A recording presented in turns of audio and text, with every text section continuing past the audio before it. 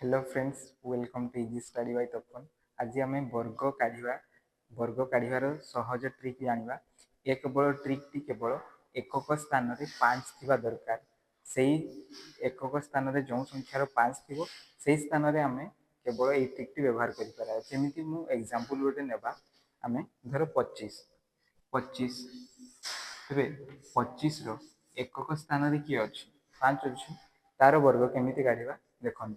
आगे प्रथम 5 वर्ग के 5 वर्ग हूँ 25 25 एवं यही जो दशक स्थान में जो अंकटा दशक स्थान में किए अच्छी 2 तेरे से 2 आग संख्याटा केते 3 तेरे 3 सहित आम या गुणा बुझीपार। प्रथम आउ थे कहीदे प्रथम 5 एकक स्थान में 5 थी 5 वर्ग होगा 25 एवं 2 जो संख्या दशक स्थान में थी तार आग संख्या सहित गुणन करवा 2 आग संख्या किए हे 3 तेरे 3 सहित गुणा 3 दुणे के 6 तेरे 3 दुणे होगा 6 तेरे 25 वर्ग के बाहरीगला 625 ते बुझीगला। सेमती आउ गोटे एग्जांपल नौचे तो बुझीपार जदि आम नेबा आम धर 45 नेबा 45 वर्ग केमती काढ़ा सेमती 45 शेष अंक बा एकक स्थान में किए अच्छी 5 अच्छी तेणुक 5 थी कि हुए एकक स्थान में 5 यार वर्ग के 25 हम 5 5 25 लिखिदेली।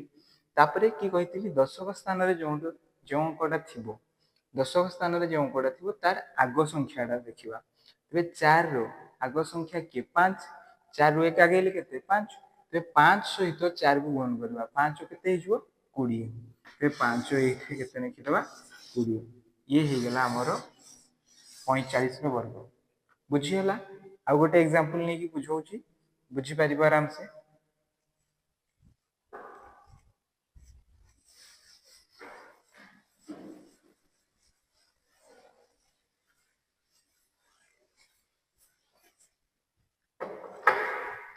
गोटे नेबा आम एग्जांपल 65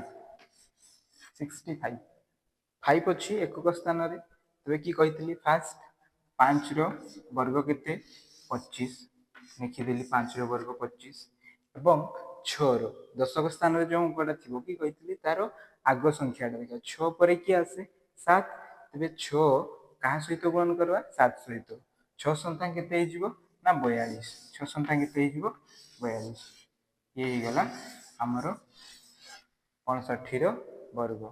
तेज ट्रिक टी सहज थिला बुझीगला। तो किसी होमवर्क मुझे दूसरी निजे चेष्टा कर 2टा होमवर्क लिखुची सेटा हूँ गोटे बाहर कर 15 वर्ग आ गोटे बाहर कर 35 वर्ग ये दुईटी निजे बाहर करी कमेंट सेक्शन में लिखिबो आंसर मु चेक करी केते जनकर ठीक बाहर है। तो आज एति थाउ पुणी देखा नेक्स्ट क्लास रे। धन्यवाद।